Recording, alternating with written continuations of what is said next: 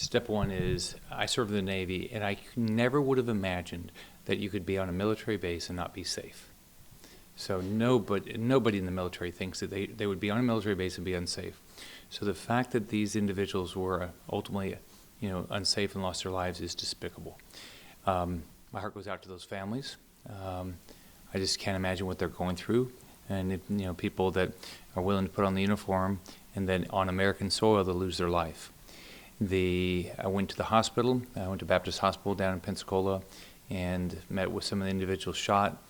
Hopefully they're all going to recover fully, but your heart goes out to them, and you hope they have a fast recovery.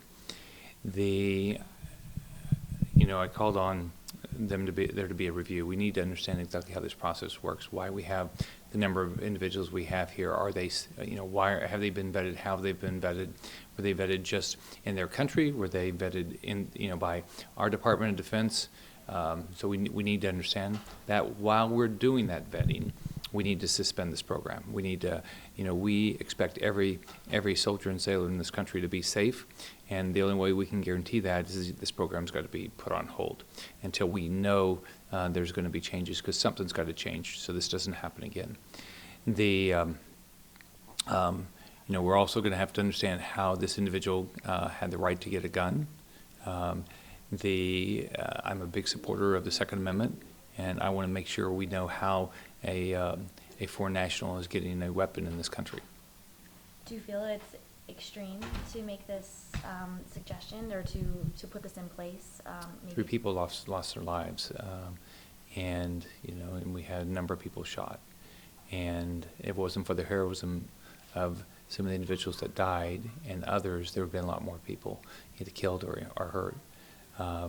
It's pretty significant when you hear, we know what this individual did, and then you hear the stories that from the press that others were watching videos with him, and somebody filmed them, and this is a big deal. There's clearly people that hate our country.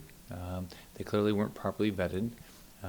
We know radical Islam hates America, and they hate the fact that we support Israel, and so there's something that's not right. And I want everybody that puts on the uniform to be safe in this country, and we have a lot of civilians that work on our military bases. I want them to be safe.